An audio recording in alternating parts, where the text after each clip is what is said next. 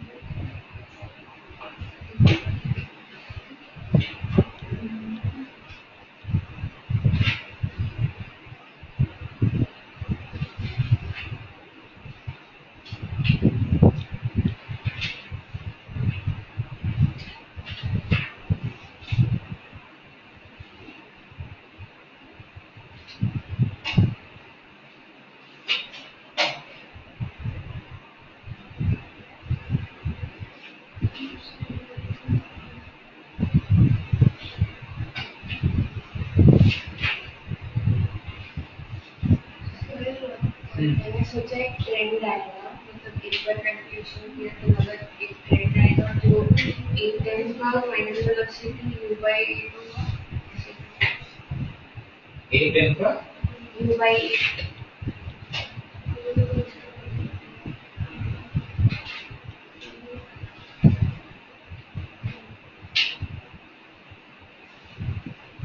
u by 8 आ रहा है, ठीक है। अच्छा हाँ ठीक है correct, final velocity u by 8।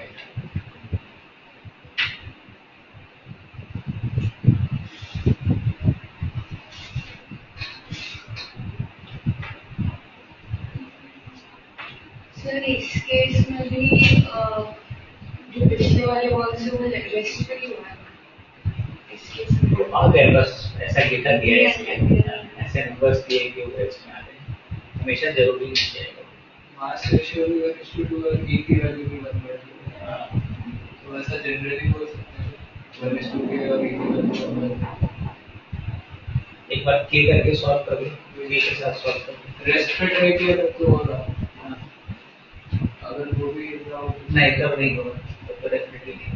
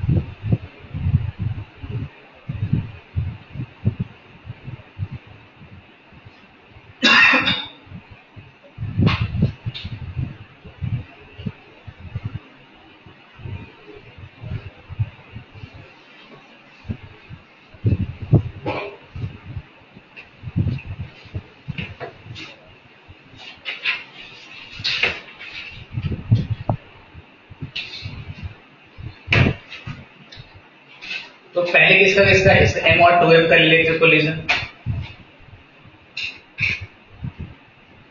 2m rest में बॉल्स सेम साइज के हैं, आइडेंटिकल साइज के। अगर आइडेंटिकल साइज नहीं होता तो प्रॉब्लम हो सकती थी। क्या प्रॉब्लम हो सकती थी? तो ऐसा हो सकता था कि इस तरह से इम्पल्सिव फोर्स लगेगा तो यहाँ से एक इम्पल्सिव नॉर्मल आ जाएगा, एक पॉसिबिलिटी थी। तो उससे बचने के लिए हमने क्या किया, सेम साइज का ले लिया, तो सेंटर टू सेंटर हॉरिजॉन्टली रहेगा। अब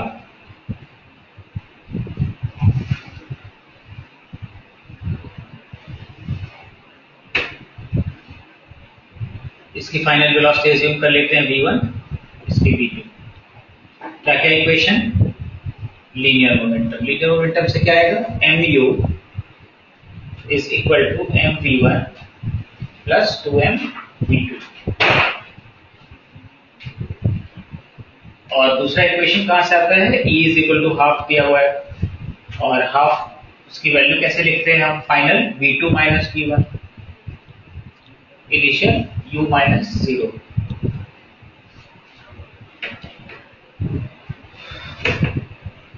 कितना आया, u by 2 is equal to v2 minus v1।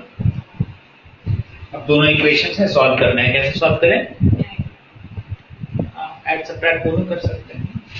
तो अगर मैं ऐड करूं तो हाँ ऐड करके हो जाएगा, 1 प्लस 2 इज कितना आ रहा है, 3u by 2 is equal to क्या हो जाएगा, 3v1। तो v1 आ गया u by 2 और v2 कितना आ गया, 0। उल्टा निकाला क्या, हाँ उल्टा निकाल दिया, v2 v2 v1। तो v1 आ गया 0, मतलब पीछे वाला रुक गया और आगे वाला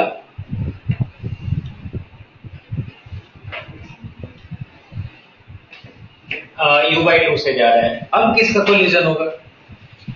नेक्स्ट कोलिजन होगा 2m वाले का 4m वाले के साथ, 2m और 4m। फाइनल वेलोसिटीज मान लेते हैं इसकी है v3 और इसकी है v4, और इनिशियल 2m वाले के पास थी इतनी u/2 और इसके पास 0। Again conservation of linear momentum लगाओ। क्या इक्वेशन? तो इस बॉल के पास पहले क्या वेलोसिटी थी? u/2, तो 2m into u/2 प्लस इसकी तो रेस्ट में था। फाइनल इधर कितना होगा? 2m into v3 plus 4m into v4। अब यहां से 2m कैंसिल होगा। क्या ये इक्वेशन और ये इक्वेशन सिमिलर दिखाई दे रहा है? डिफरेंस क्या है? u की जगह u/2 है, बाकी सिमिलर दिख रहा है। ठीक है, और e का इक्वेशन देखेंगे।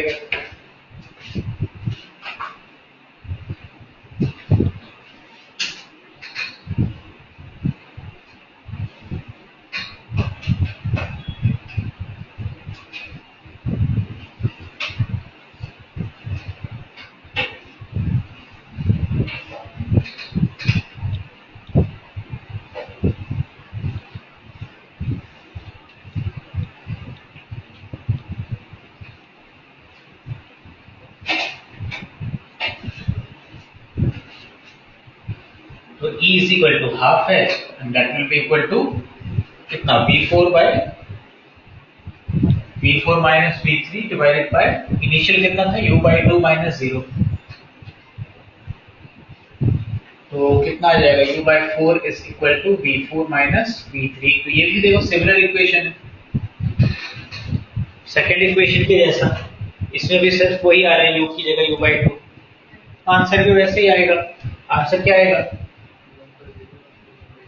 V3 is equal to 0 and V4 is equal to u/4। यही आ जाएगा। और नेक्स्ट फिर से देखोगे वैसा ही इक्वेशन बनेगा। अब किसका किसका करना है? 4m का और 8m का। इसका मान लेते हैं v5, इसका v6। इनिशियल इसके पास था u/4, इसके पास था 0। फिर से कंजर्वेशन ऑफ लीनियर मोमेंटम करोगे तो क्या आएगा? 4m into u/4 प्लस 0, दूसरा रेस्ट में था। Final 4m into v5 plus 8m into v6। इस बार फिर से क्या होगा?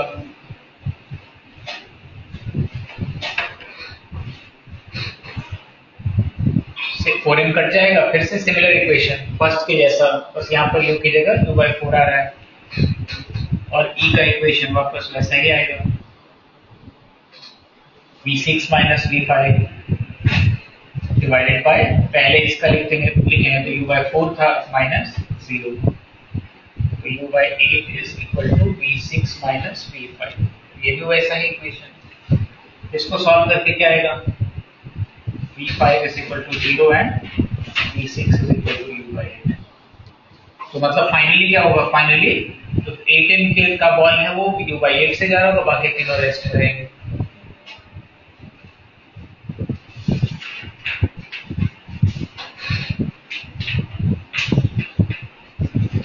थोड़ा अलग ड्रॉ कर देता हूँ। तो ये u/8 से जा रहा है, बाकी तीनों रेस्ट में।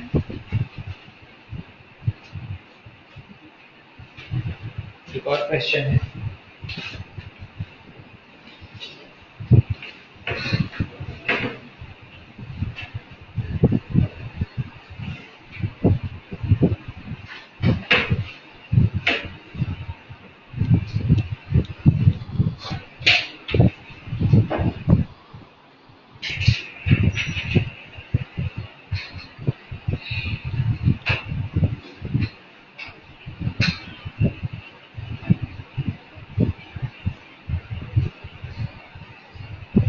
ये दो अलग अलग बॉल्स हैं और दोनों को इस तरह से छोड़ दिया एक साथ, नीचे गिरेगा और बाउंस होगा।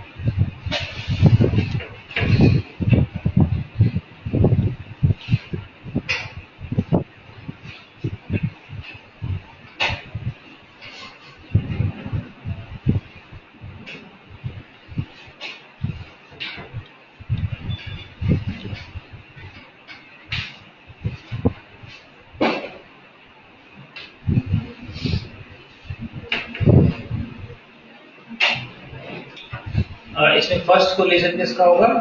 4mi ground. तो ये आ रहा होगा कितनी स्पीड से नीचे आएगा? √2gh।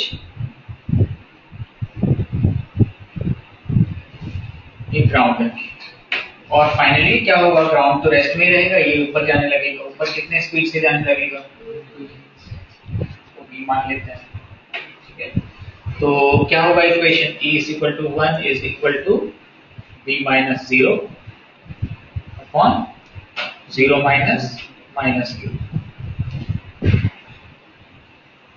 v = E × u, मतलब E1 है इसलिए u, और u कितना? √2gh। ठीक है, E1 है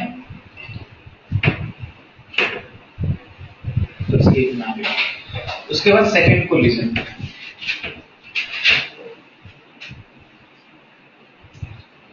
सेकंड कोलिजन किसका होगा? तो ये जो बड़ा बॉल है वो अब कितने से जा रहा है? वो ऊपर जा रहा है, कितने स्पीड से? √2gh से।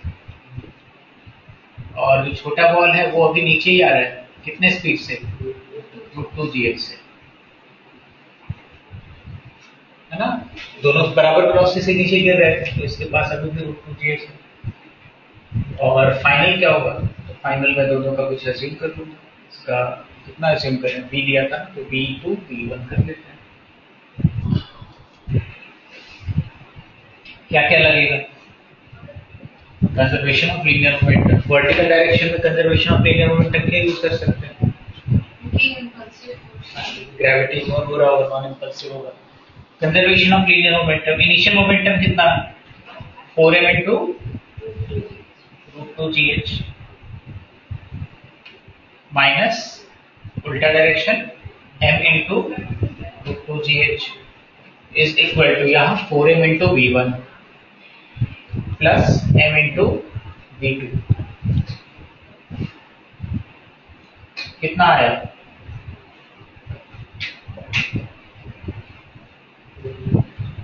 ये हो गया एक इक्वेशन। दूसरा इक्वेशन कहां से आएगा? E = 1 है। 1 का मतलब फॉर्मूला क्या होगा? v2 - v1 अपॉन कितना? नहीं, 2 है ना। वहां पर v2 - v1, तो यहाँ उल्टा, this minus this, √2gh minus √2gh, इतना ही होगा ना। मास से थोड़ी फर्क पड़ता है इसमें। तो इससे मुझे क्या मिला? 2√2gh is equal to v2 - v1। हो गया। अब इन दोनों को सॉल्व करना है। कैसे सॉल्व करें? सबट्रैक्ट। तो 1 - 2 से क्या आएगा एलएचएस में? √2gh, और आरएचएस में क्या होगा? सबट्रैक्ट करोगे तो 5v1। तो v1 तो आ गया और ऊपर की तरफ ही आया है, लेकिन मुझे चाहिए था ये v2। तो v2 कितना होगा? v2 होगा यहाँ से v1 प्लस दिस, तो 2 + 1/5 is 11/5।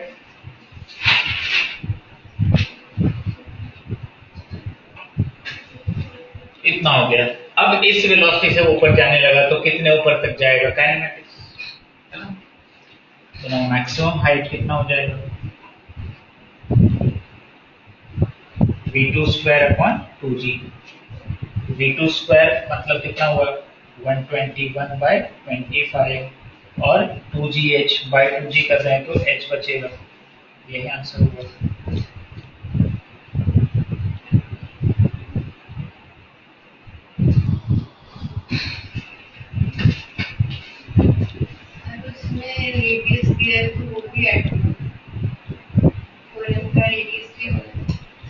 नहीं ठीक है, वो अब जहां तक आया तो वहां से ऊपर जाएगा। उसका जो लोएस्ट वो तो ग्राउंड तक तो पहुंचेगा ही नहीं ना, है ना। तो जहां तक आया तो वहां से वो हाइट रहेगी।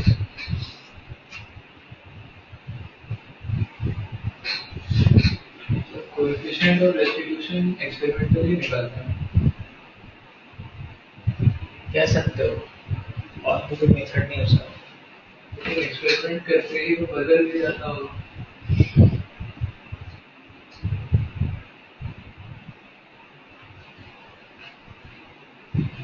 पता नहीं इसके बारे में, ये तो क्लियरली नहीं बता सकता कि उसको कैसे मेजर करते हैं।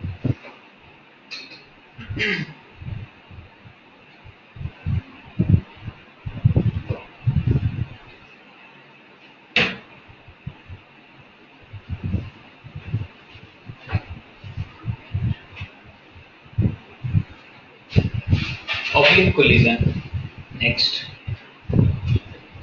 ये 2 डायमेंशनल कोलिजन होगा।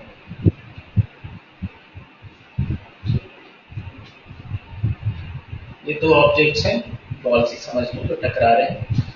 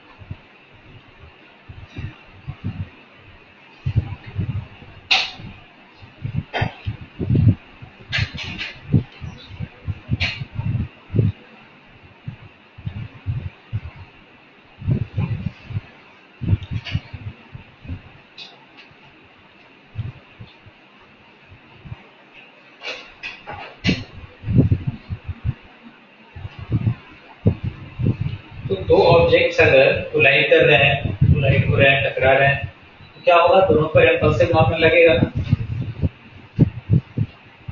और दोनों पर इम्पल्सिव नॉर्मल जिस डायरेक्शन में लगेगा या जिस लाइन के अलोंग लगेगा उसको हम कहते हैं लाइन ऑफ इम्पैक्ट।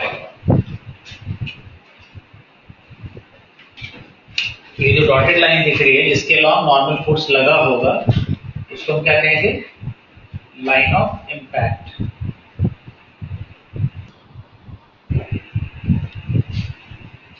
या लाइन ऑफ कोलिजन, इस तरह से कहते हैं। ठीक है, तो जो भी मोमेंटम का, और हमेशा ये ध्यान रखना है कि अनलेस स्पेसिफाइड, बहुत रेयर केसेस में अगर किसी रिजिड सरफेस के साथ कोलिजन हो रहा है तो ही फ्रिक्शन दिया जा सकता है, मतलब 99.9% मान लो कि फ्रिक्शन नहीं रहेगा कोलिजन्स में, ठीक है, ऐसे केसेस में। एक तो ऐसे क्वेश्चन पूछे भी नहीं जाते हैं जनरली, इसमें दोनों ऑब्लिक डायरेक्शन में जा रहा है, ठीक है।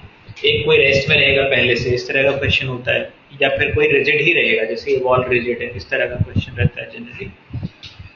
तो जिस डायरेक्शन में नॉर्मल फोर्स लग रहा होगा उसी डायरेक्शन में क्या होगा, मोमेंटम चेंज होगा किसी भी एक बॉल का, है ना। इसका मोमेंटम किधर चेंज होगा, इसी डायरेक्शन में चेंज होगा, इसका मोमेंटम इधर ही चेंज होगा, दोनों को मिला दें तो क्या हो जाएगा, कांस्टेंट ही रहेगा मोमेंटम, क्योंकि दोनों तो कैंसिल आउट हो जाएंगे, करेक्ट।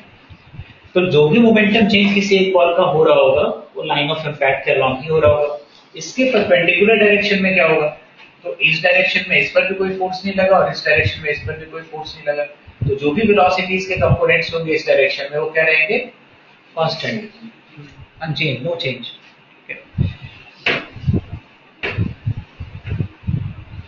अब लाइन ऑफ इम्पैक्ट में क्या करना है, तो लाइन ऑफ इम्पैक्ट में हम लोग को कुछ एक्स्ट्रा नहीं करना है, उस डायरेक्शन में जो भी कंपोनेंट्स आ रहे हैं उसका हेड ऑन कोलिजन की तरह सॉल्यूशन करना है।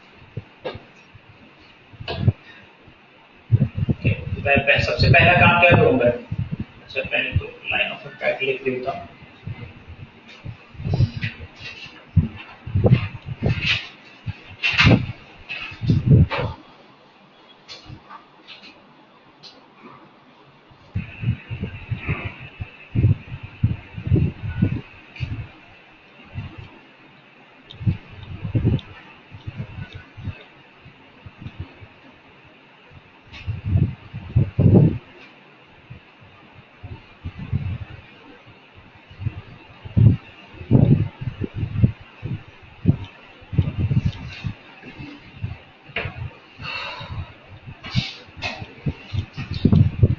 इसमें पहले सारी वेलोसिटीज के कंपोनेंट्स ले लेंगे,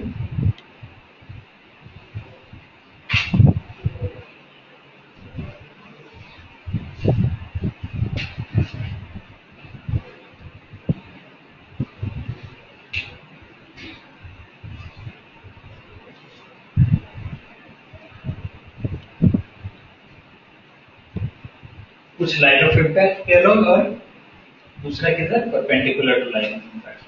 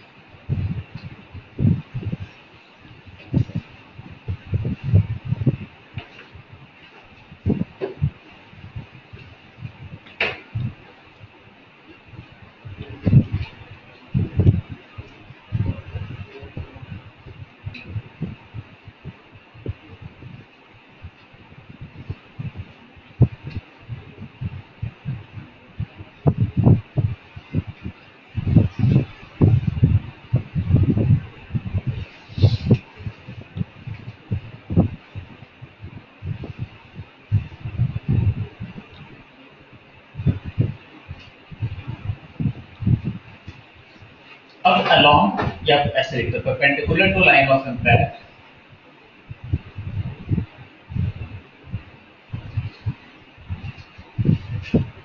no force acts या no impulsive force at least लिख सकते हैं, no impulsive force acts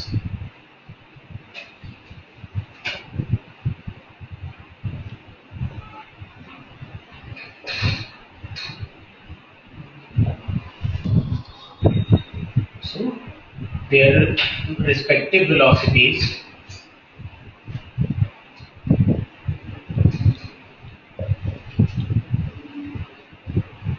remain constant.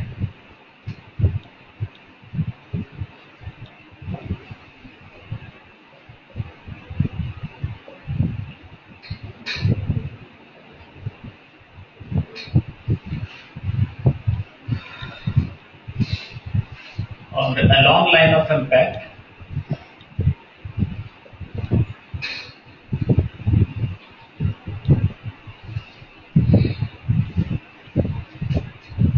velocities change होंगी।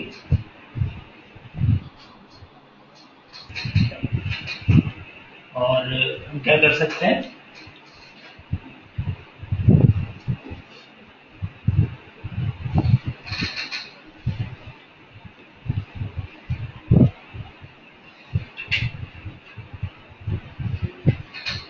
हेड ऑन कोलिजन की तरह सॉल्व लेंगे इस डायरेक्शन में।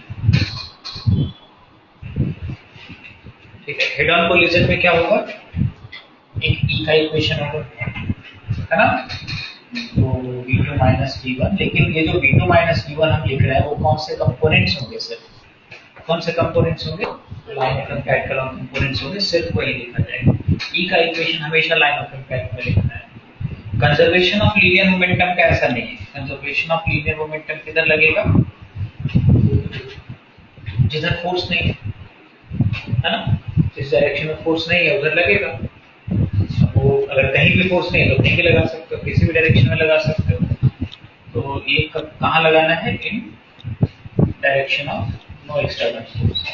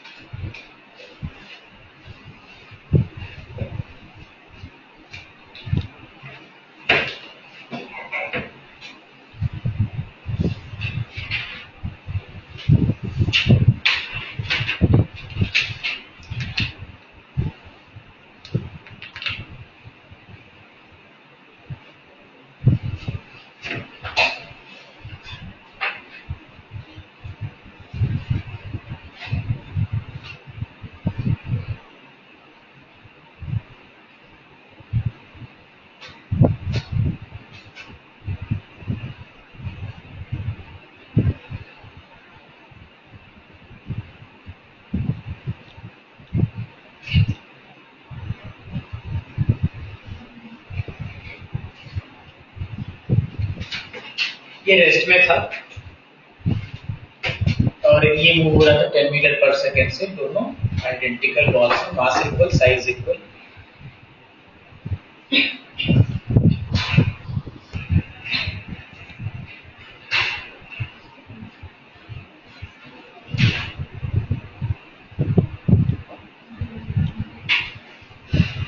और ये दिखाया गया है कि ए की वेलोसिटी का डायरेक्शन किधर है, वो बी के टैंजेंट के लॉन्ग जाता है।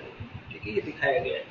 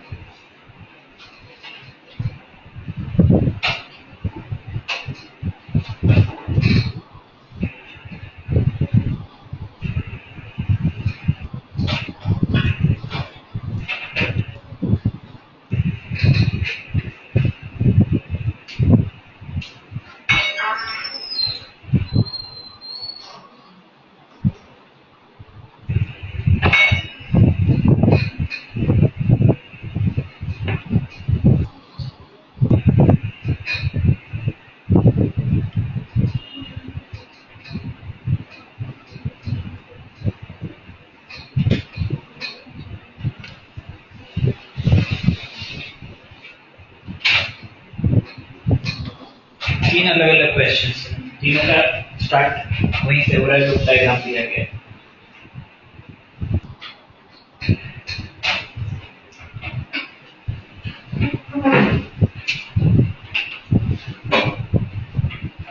सबसे पहले लाइन ऑफ इम्पैक्ट ढूंढना होगा, उसका सारी वेलोसिटी उसके अकॉर्डिंगली भी, कुछ उसके अलावा कुछ उसके परपेंडिकुलर।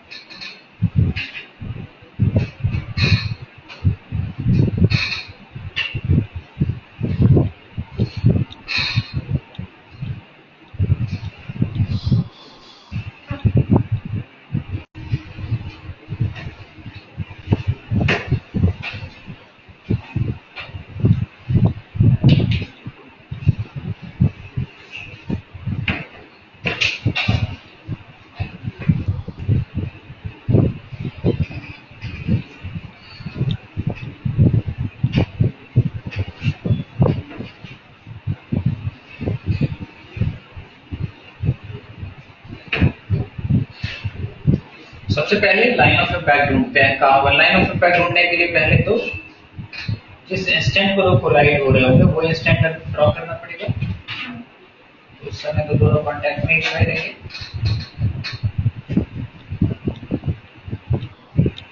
इसका सेंटर यहाँ है, इसका सेंटर यहाँ है। सेंटर स्फीयर्स में क्या हुआ, सेंटर टू सेंटर ही नॉर्मल फोर्स लगेगा, तो सेंटर टू सेंटर यही हो जाएगा लाइन ऑफ इम्पैक्ट।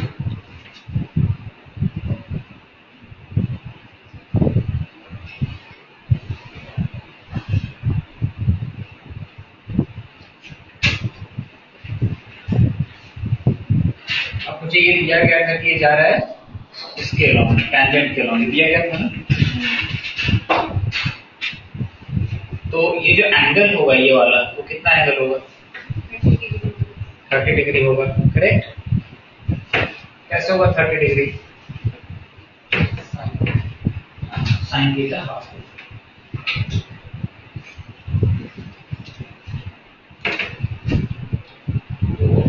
एक ये साइड हो गया, एक ये साइड हो गया और एक ये साइड हो गया। ऐसा एक ट्रायंगल बन रहा है। इस एंगल को मैं मान रहा हूँ थीटा। अब ये जो है ये कितना होगा, रेडियस के बराबर, और ये होगा 2 टाइम्स रेडियस के बराबर। तो आइडेंटिकल स्क्वायर थे, ये भी रेडियस ये भी रेडियस है, 2 टाइम्स रेडियस हो गया और ये रेडियस हो गया। तो ये r है, ये 2r हो गया। तो sin theta is equal to r/2r आ रहा है।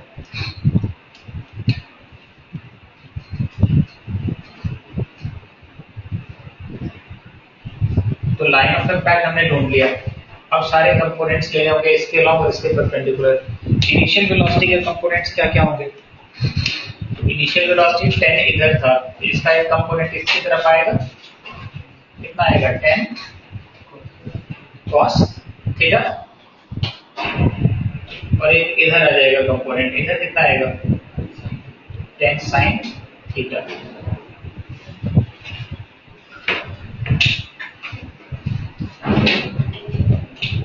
और फाइनल वेलोसिटीज कैसे अज्यूम करनी है? तो फाइनल वेलोसिटीज में देख लेता हूं, इसकी इधर कितनी v1 v2 कर लेते हैं, तो v1, और इधर लाइन ऑफ इम्पैक्ट कह रहा हूँ, वेलोसिटीज अज्यूम कर रहा हूँ। लाइन ऑफ इम्पैक्ट के परपेंडिकुलर कुछ अज्यूम करने की जरूरत नहीं है क्योंकि वो कांस्टेंट ही रहता है ना। तो लाइन ऑफ इम्पैक्ट के परपेंडिकुलर इसका कितना रहेगा 5 ही रहेगा, और इसका कितना रहेगा 0 ही रहेगा जितना पहले था। इस डायरेक्शन में चेंज होगा, इसलिए मैंने इस डायरेक्शन में दोनों अज्यूम किए।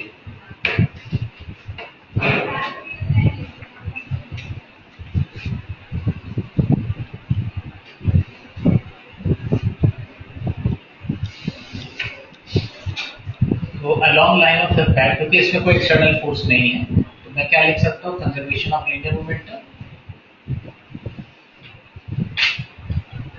COL कितना initial momentum m into 503 plus दूसरा रेस्ट में था तो उसके डायरेक्शन में 0 वेलोसिटी थी, is equal to final m into v1 plus m into v2। और दूसरा इसी के अलोंग हम लोग इसका रेस्टिट्यूशन का इक्वेशन लिखते हैं। रेस्टिट्यूशन का इक्वेशन भी लाइन ऑफ इम्पैक्ट में लिखा जाता है। तो E इज इक्वल टू कितना दिया हुआ है, फर्स्ट में 1 दिया हुआ है।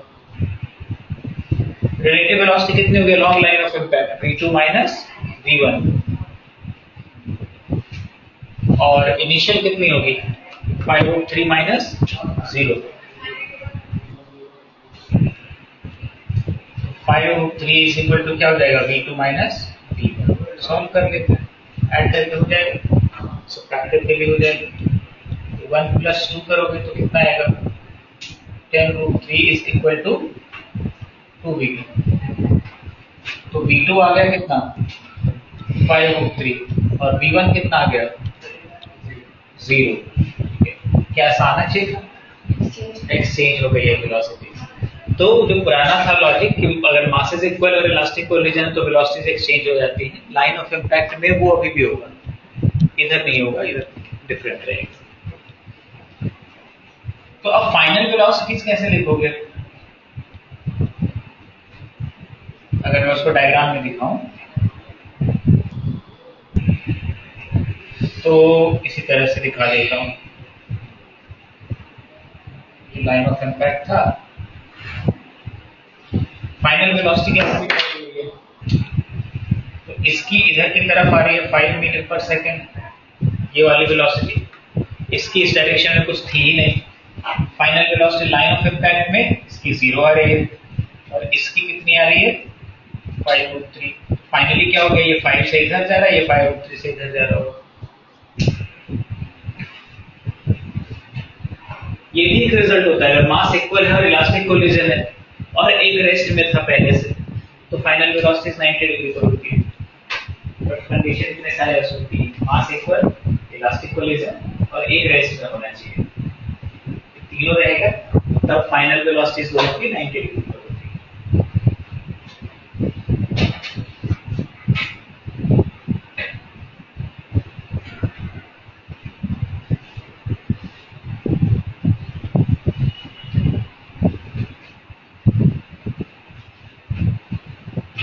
ओरिएंटेशन भी सेम होगा, ओरिएंटेशन मतलब जैसे सेंटर टू सेंटर है तो सेंटर किसी का कहीं और है।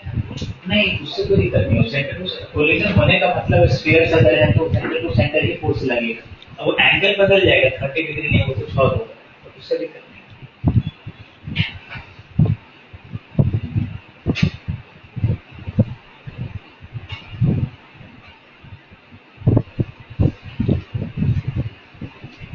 बी भी इसी तरह से करना है, बस ई का इक्वेशन बदलेगा।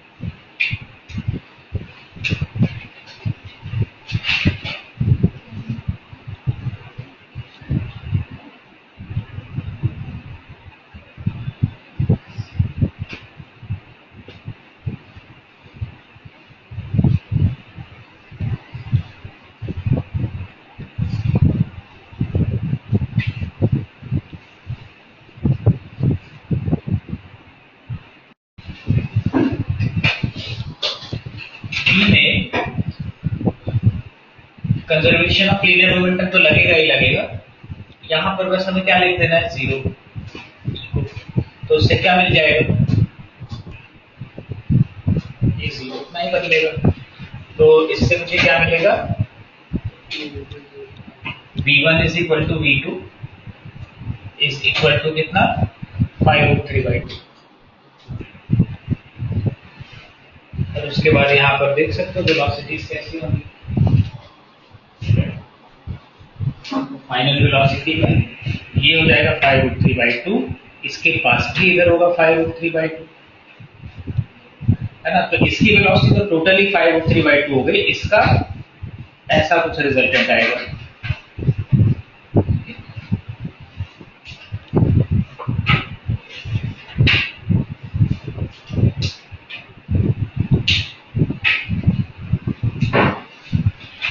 इधर एक रिजल्टेंट आ जाएगा, कितना आ जाएगा, 5² प्लस 5/3/2 का स्क्वायर, इस तरह से आ जाएगा। अब तीसरा है, अगर direction of motion of A 30 degree से चेंज हुआ, इस बार ई फाइंड करना है। तो क्या कितना है, 1/3।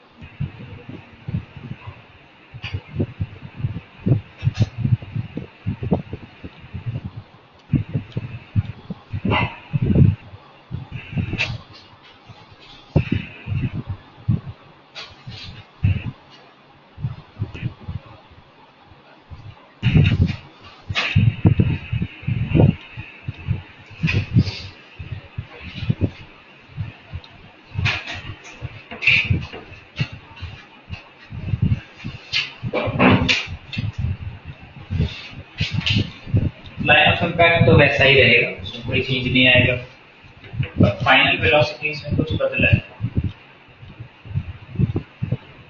30 डिग्री अभी भी है।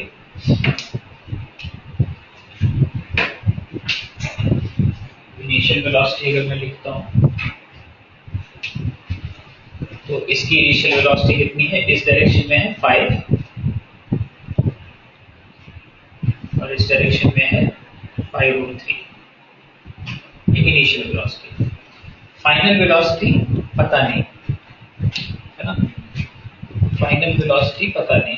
फाइनल वेलोसिटी लेकिन है कैसी, तो जिधर वो ओरिजिनली जा रहा था, इधर जा रहा था ना पहले से, उससे 30 डिग्री पर अब वो जा रहा है, इतना दिया है। ए फाइनली किधर जा रहा है, इससे 30 डिग्री पर। बताओ इससे 30 डिग्री पर इधर जाएगा कि इधर जाएगा, ऊपर ही जा सकता है। इधर जाने का मतलब क्या हुआ, इधर जा रहा है तो ये वाली वेलोसिटी 0 होनी पड़ेगी उसके लिए, है ना, हो नहीं सकता। तो इधर जा रहा होगा 30 डिग्री पर, 30 डिग्री पर इधर जा रहा है वो फाइनली।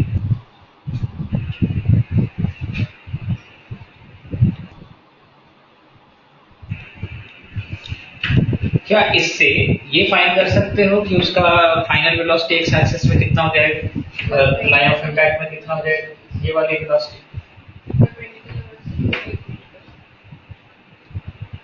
तो वेक्टर्स वाला कॉन्सेप्ट है। ये ऐसा है, ये वाला मान लो इसको क्या ले लो, v1 ले लेते हैं और इसके पास एक और वेलोसिटी v1 ले लिया इसको, वो ऐसा देखो एक वेक्टर डायग्राम बनेगा।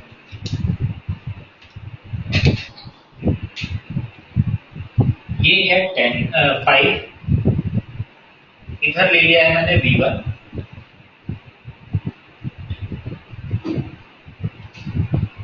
ये आ रहा है उसकी टोटल वेलोसिटी, ये आ रही है ना, इसी का कंपोनेंट होगा ना ये दोनों। फाइनल वेलोसिटी अगर ये है तो इसका एक कंपोनेंट ये होगा और फाइनल एक कंपोनेंट ये होगा, ये है फाइनल वेलोसिटी। ये एंगल बता सकते हो कितना है इस डायग्राम से, ये वाला एंगल कितना है, 30 डिग्री होगा। अब वेक्टर्स का कॉन्सेप्ट यूज करो, tan 30 डिग्री क्या होगा, दिस अपॉन दिस v/5 होगा ना, v1 है वो एक्चुअली, तो v1/5।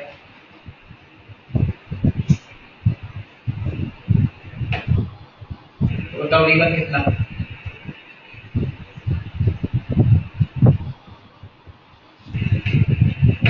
हो गया।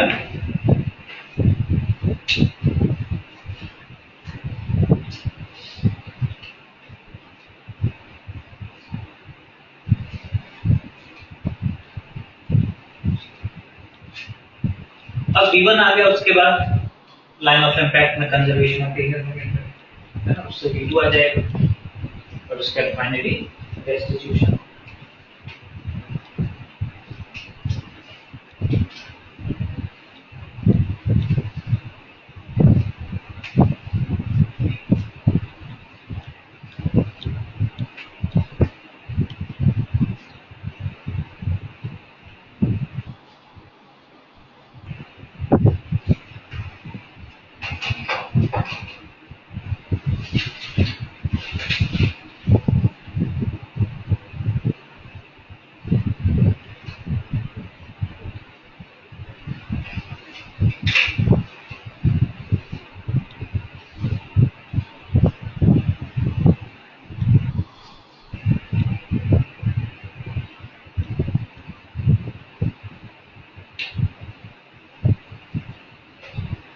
कंजर्वेशन ऑफ रेडियल मोमेंटम, इससे क्या आएगा, इनिशियल मोमेंटम है m into 5/3 line of impact पे प्लस 0, फाइनल मोमेंटम होगा इसका m into ये निकाला अभी और प्लस दूसरे का कितना m into v2, इससे हमें क्या मिलता है, v2 मिलता है, कितना मिलता है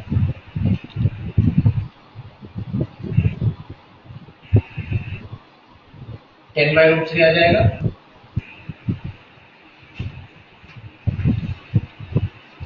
और फाइनली E का इक्वेशन,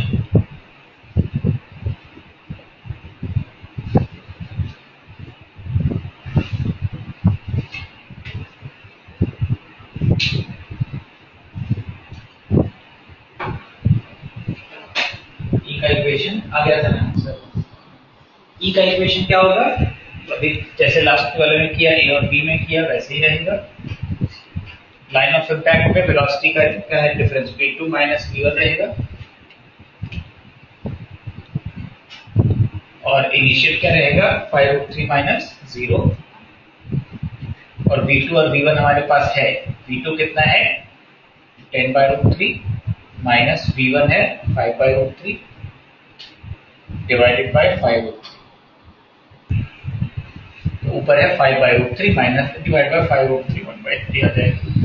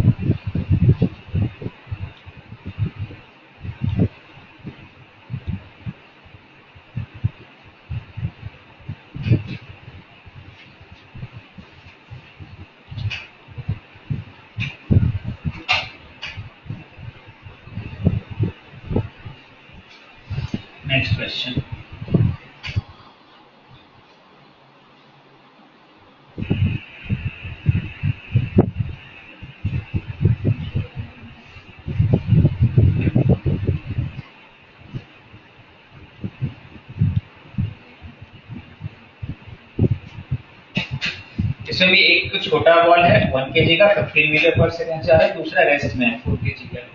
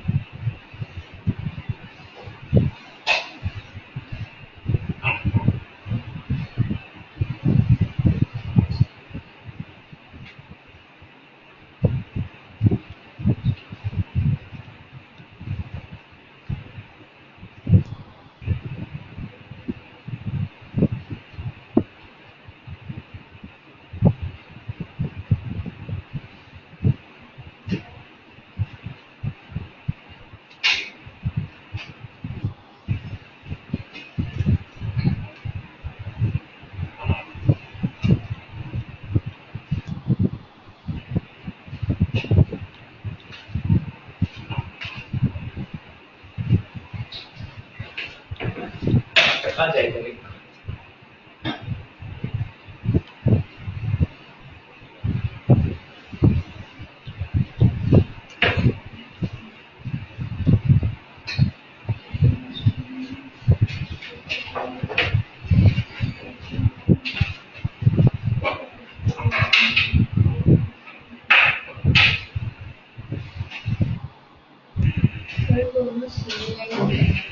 नहीं, सेम लाइन में रहेगा तो पब्लिक होगा ही नहीं बोलेंगे।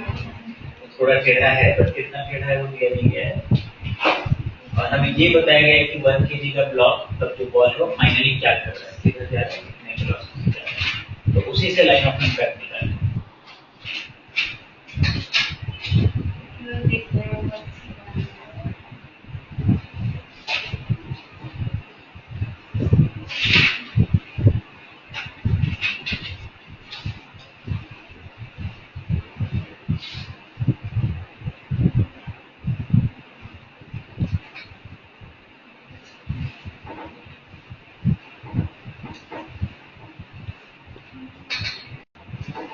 सबसे पहले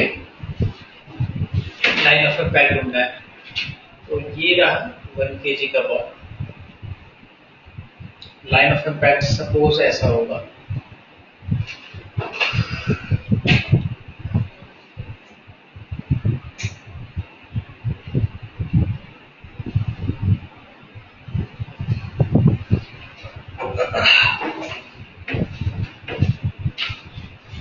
फाइनल वेलोसिटी इसकी है इस तरफ, कितनी वेलोसिटी है 5, इनिशियल वेलोसिटी इसकी है इस तरफ, कितनी है 15, initial velocity. Line of impact कैसे फाइंड करोगे, मतलब ये एंगल कैसे फाइंड करोगे, अगर मैं ये एंगल फाइंड करना चाहता हूँ कैसे फाइंड करोगे?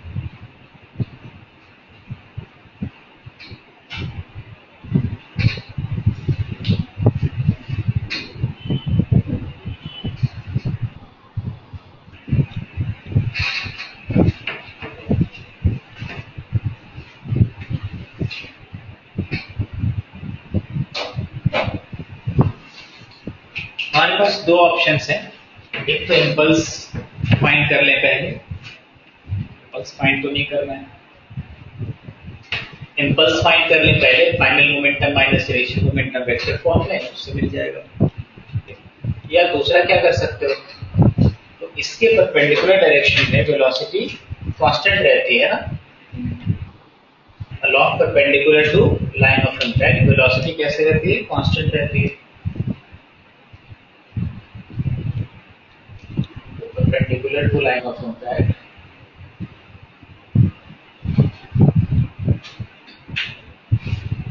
velocity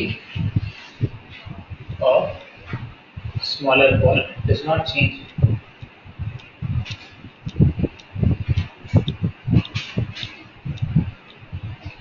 और अगर वेलोसिटी चेंज नहीं होती इसका मतलब क्या हुआ, 5 cos theta is equal to 15 sin theta हुआ क्या, है ना। इस तरफ कितना कंपोनेंट होगा 5 cos थीटा, और इसका इस तरफ कितना कंपोनेंट होगा 15 sin theta. 5 cos theta is equal to 15 sin theta. इससे क्या आया, tan theta is equal to 1/3, correct है ना। तो लाइन ऑफ इम्पैक्ट मिल गया। अब आगे क्या करना है, तो इसकी फाइनल वेलोसिटी अज्यूम कर लेते हैं, इसकी तो इनिशियल फाइनल दोनों गिवन है। इसकी फाइनल वेलोसिटी किधर होगी, क्या इधर होगी कुछ, v मान लेते हैं इसको। क्या इसकी इधर भी कोई वेलोसिटी होगी, कितनी होगी, नहीं होगी, क्योंकि इधर पहले से इसके 0 है तो बाद में भी 0 रहेगी, तो चेंज नहीं होगा, इधर ही से चेंज होता है तो b रहेगा इधर ही। अब b नहीं, पहला क्या करना था तो भूल ही गया, अभी इसमें स्पीड फाइंड करना, जब ये भी फाइंड करना, अब क्या करोगे, नेक्स्ट क्या करेंगे, ई तो गिवन है नहीं, तो अलोंग लाइन ऑफ इम्पैक्ट कौन सा इक्वेशन यूज करेंगे,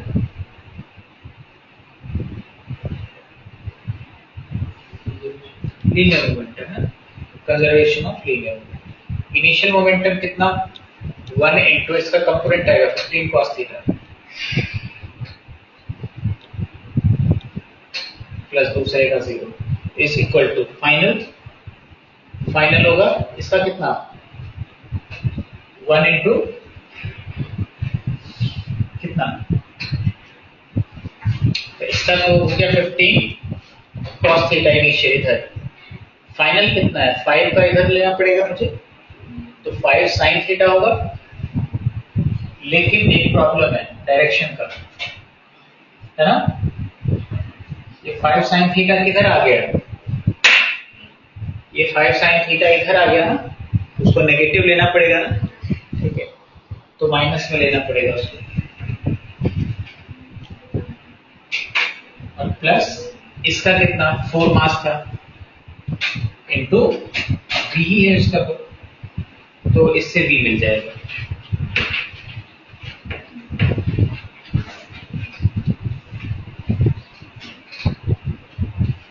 फाइव का जो कंपोनेंट था वो उल्टा आ गया है, इसलिए उसका हमने माइनस में लिया है।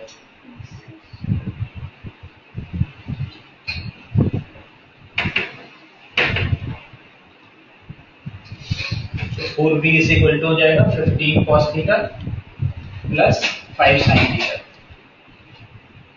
ठीक है, बीच साइड आएगा तो प्लस हो जाएगा। अब cos थीटा sin थीटा है कितना, तो वो इंफॉर्मेशन यहाँ tan थीटा से फाइंड करना पड़ेगा। cos थीटा कितना आएगा 3/10, sin थीटा आएगा 1/10, तो 15 इंटू 3/10 प्लस 5 इंटू 1/10, कितना हो गया टोटल 50/10 ना।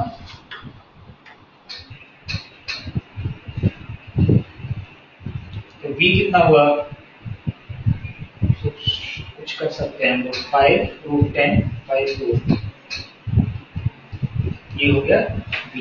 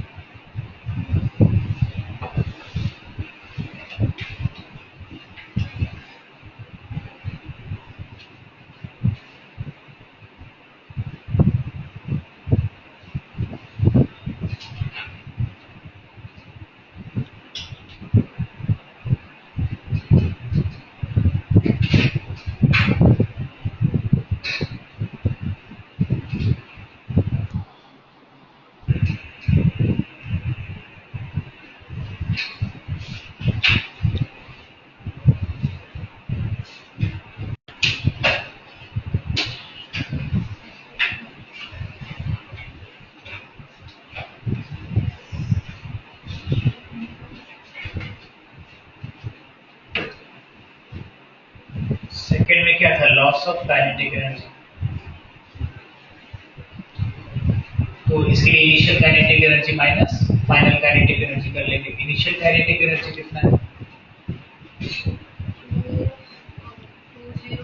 हाफ एम वी स्क्वायर, यही होगा ना इनिशियल, माइनस फाइनल, दूसरे के पास तो इनिशियल था, फाइनल कितना है, half M V square final plus half M, और इसका फाइनल कितना आ रहा है, ये आ रहा है 5√10/4 का स्क्वायर। कितना हो गया टोटल, ये हाफ कॉमन ले लेते हैं, 225 माइनस इसमें कितना है 25 माइनस इसमें कितना है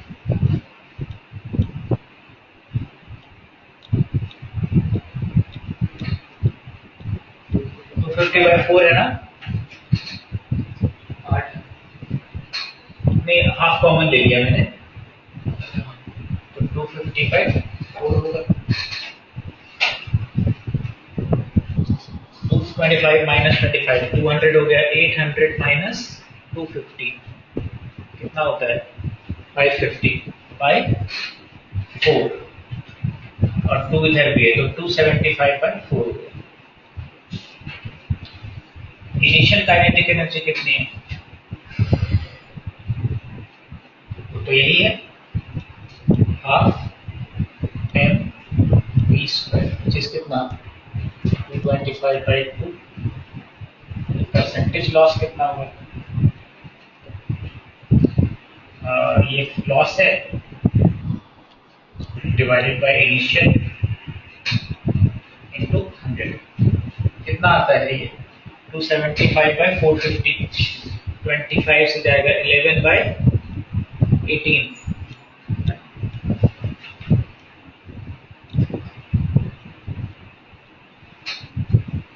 लगभग कितना आएगा 61% लगभग।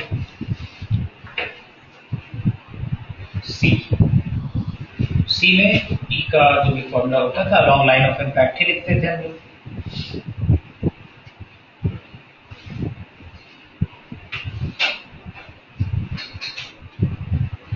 क्या होता था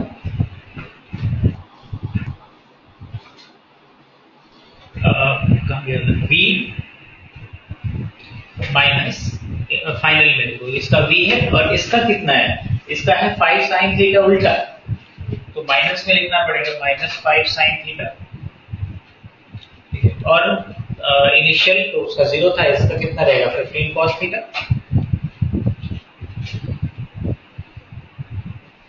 तो V कितना आया था, V तो छोड़ दिया मैंने, V कितना था 5√10/4 प्लस 5 sin थीटा कितना है 1/√10 डिवाइडेड बाय नीचे कितना है 15 cos थीटा है 3/√10, सिंप्लीफाई करते हैं इसको,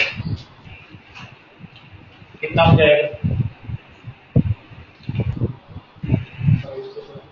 हाँ 5 कट जाएगा और √10 भी काट सकता हूँ मैं, ठीक है, तो √10 अगर इसको काट देते तो यहाँ 10 बन जाएगा, तो ये 10/4 प्लस 1 हो गया, कितना हो गया 14, और नीचे कितना हो गया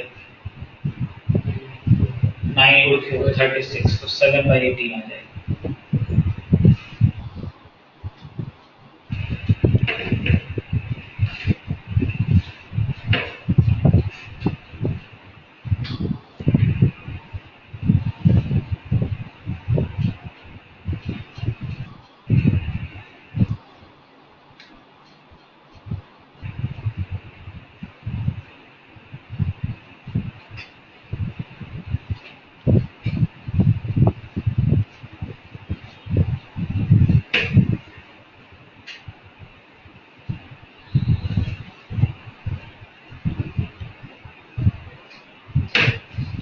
Next question.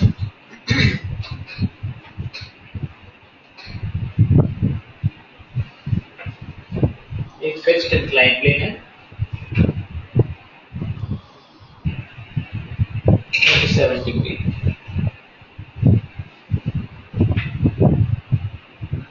पर एक छोटा सा बॉल वो गिर जाता है वर्टिकल।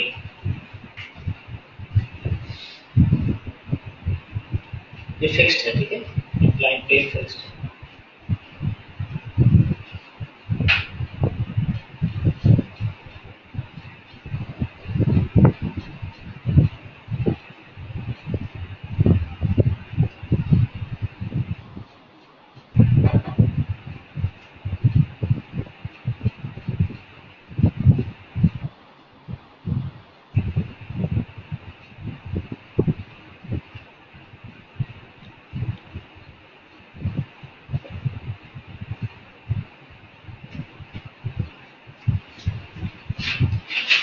बर्टन रेस्टिट्यूशन फाइंड करते हैं।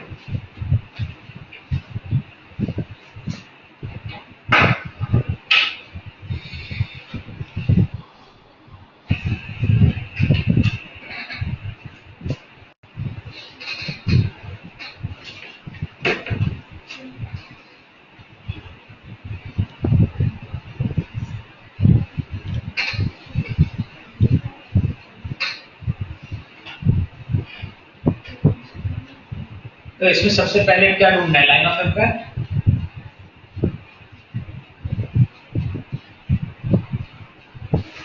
लाइन ऑफ इम्पैक्ट कैसा होगा,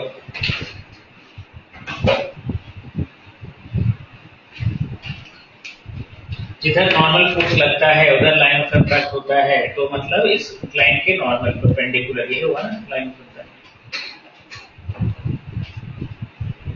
है ना। इस इंक्लाइन से नॉर्मल फोर्स किधर लगेगा, इधर ही लगेगा। अब जो वेलोसिटी है इनिशियल वो किधर है,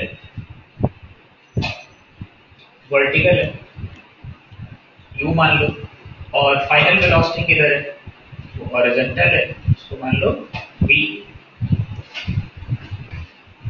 ये 37 डिग्री है तो ये भी 37 डिग्री होगा, ये 53 डिग्री होगा, ये 37 डिग्री होगा। अब इक्वेशन क्या बनेगा,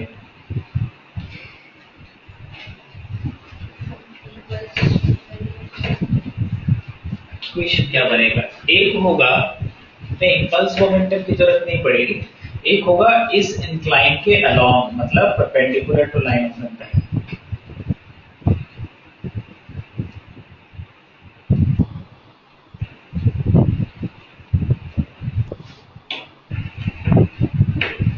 वेलोसिटी चेंज नहीं होती है ना, तो वेलोसिटी चेंज नहीं होती है, इसका मतलब क्या हुआ, v cos 37 degree will be equal to u sin 37 degree. v cos 37 degree will be equal to u sin 37 degree. Perpendicular to line of impact velocity change नहीं होती है। तो एक रिलेशन इससे मिलेगा, इससे क्या मिलेगा, v by u is equal to tan 37 degree मिला।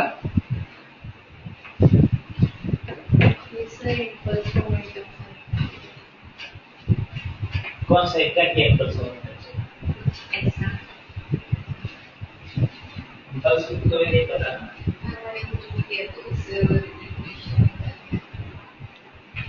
आई किधर लग रहा है, अच्छा ठीक है, आई का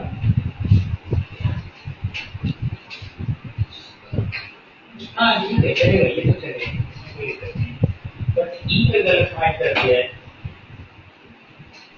मुझे लगा कि ये सही है ये गलत है, यहाँ ये सही है ये गलत है, ठीक है। इसमें बी एफ और बी आई वो लाइन ऑफ इम्पैक्ट के अलाउ नहीं है, ई का इक्वेशन हमेशा लाइन ऑफ इम्पैक्ट से होती है ना, तो इन दोनों के कंपोनेंट्स निकालने पड़ेंगे।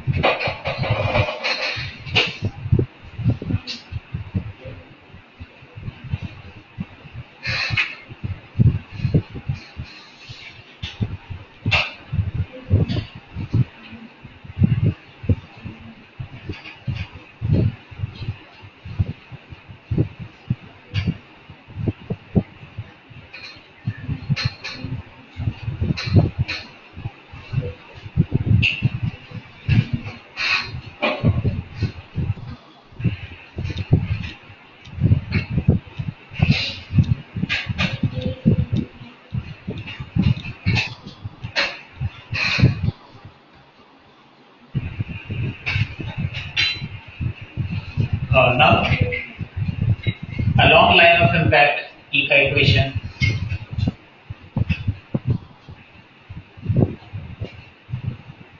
तो E कितना होगा लाइन ऑफ इम्पैक्ट में वेलोसिटीज फाइनल वेलोसिटी कितनी v sin 37 डिग्री माइनस 0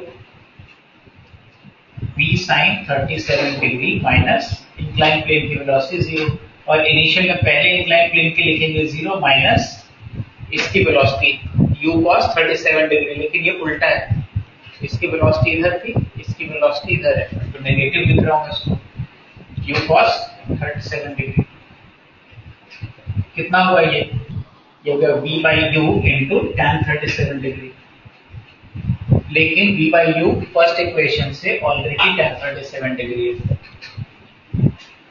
तो tan स्क्वायर 37 डिग्री हो गया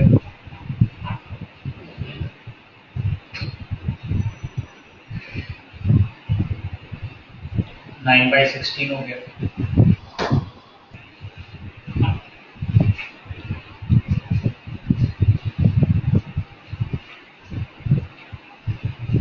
नेक्स्ट क्वेश्चन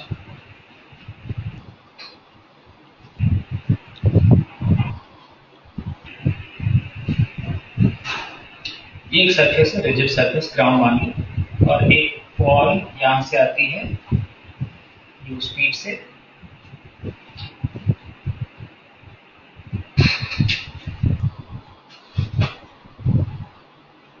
ये नॉर्मल है इसे थीटा एंगल पर ये नॉर्मल है ये रिजिड सरफेस है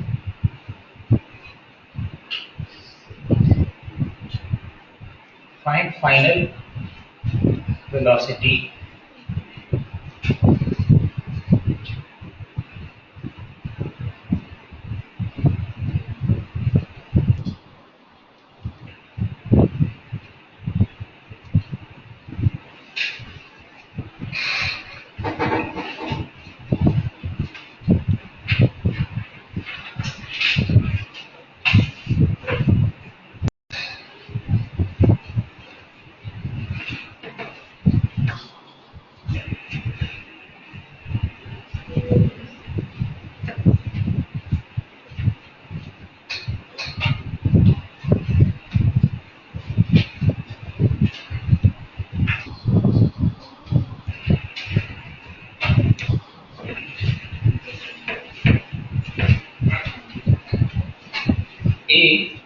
क्या होगा पहले देखो इसमें भी क्या करोगे line of impact normal he line of impact होगा ना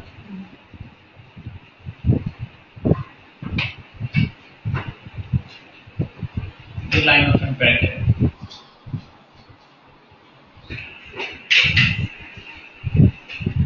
वेलोसिटीज कंपोनेंट्स ले लेते हैं पहले तो इस u का क्या क्या कंपोनेंट होगा एक इधर होगा कितना u cos थीटा इधर होगा u sin theta final velocity assume करते हैं किधर अज्यूम करो तो एक ऊपर की तरफ हो सकती है कुछ v है ना और हॉरिजॉन्टल भी कुछ हो सकती है वेलोसिटी कितनी नहीं बदलेगी है ना लाइन ऑफ इम्पैक्ट के परपेंडिकुलर इस लाइन के अलोंग नहीं बदलेगी वेलोसिटी तो u sin थीटा ही रहेगी ठीक है अनलेस फ्रिक्शन दिया हुआ रहेगा ये वाली वेलोसिटी नहीं बदलेगी फ्रिक्शन रहेगा फिर जनरल नहीं आता है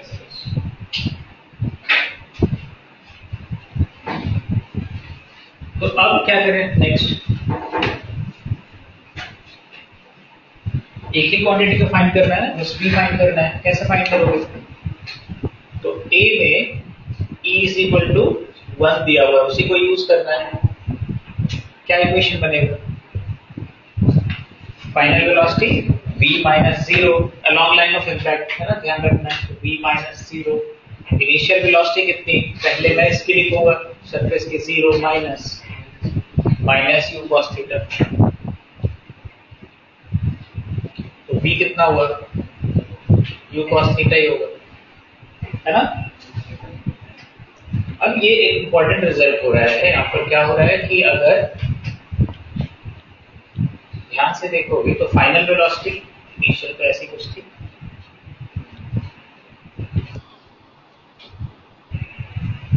फाइनल वेलोसिटी कैसी आ रही है? सेम स्पीड और सेम एंगल, है ना। फाइनल वेलोसिटी कैसी आ रही है? इधर की तरफ u sin थीटा और इधर की तरफ u cos थीटा। तो रिजल्टेंट क्या होगा इसका? रिजल्टेंट यू ही होगा ना, पाइथागोरस थ्योरम से ऐड करोगे u square sin square theta plus u square cos square theta, same ही आ जाएगा, u आ जाएगा। और ये एंगल कितना आ जाएगा? तो एंगल हो जाएगा tan, मान लो फाई ले लेते हो, तो tan phi is equal to this upon this, यही होगा ना, है ना। तो ये कितना लंबा होगा? ये वाला उल्टा लिखा हुआ दिख रहा है, ये एक्चुअली इसके बराबर होगा। तो tan फाई कितना हो जाएगा? u sin theta upon u cos theta होगा ना। तो tan phi is equal to u sin theta upon u cos theta, which is equal to tan theta. मतलब क्या होगा? Phi is equal to theta. Law of reflection की तरह behave कर रहा है, जितने एंगल पर आ रहा है उतने एंगल पर जा रहा है, और ये प्रॉपर्टी कब होगी? इलास्टिक कोलिजन, ठीक है। E इज इक्वल टू 1 जब होगा तो ऐसा ही रहेगा हमेशा। तो इलास्टिक कोलिजन किसी रिजिड सरफेस से अगर हो रहा है तो जितने एंगल पर आ रहा होगा उतने एंगल पर जा रहा होगा, लॉ ऑफ रिफ्लेक्शन की तरह, और स्पीड भी बराबर रह जाएगी। दूसरा E इज इक्वल टू 0 है,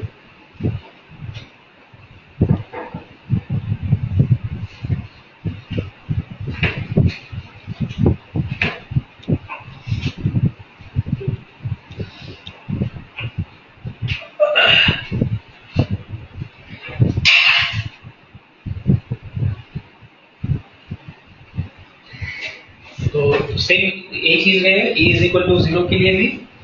E is equal to E कितना होता है? b minus 0 upon 0 minus minus u cos theta.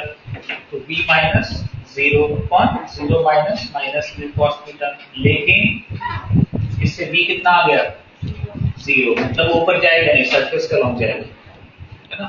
तो फाइनल वेलोसिटी कैसी हो जाएगी उसकी? हाथ हो रहा था इधर से u से, फाइनली वो किधर चला जाएगा?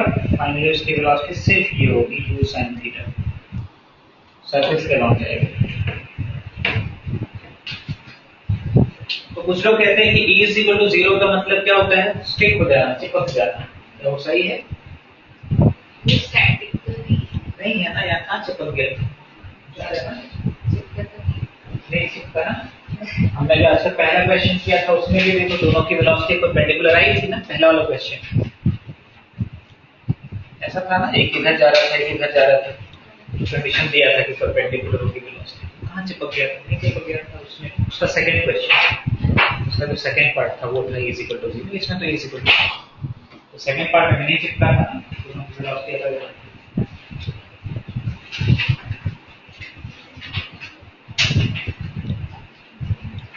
ठीक है, नेक्स्ट टाइम ये चैप्टर हो जाएगा पूरा, नया चैप्टर करेंगे, मतलब इसी वीक में कहेंगे, कमिंग वीक में नया चैप्टर सॉल्व हो जाएगा। तो नया चैप्टर कौन सा होगा?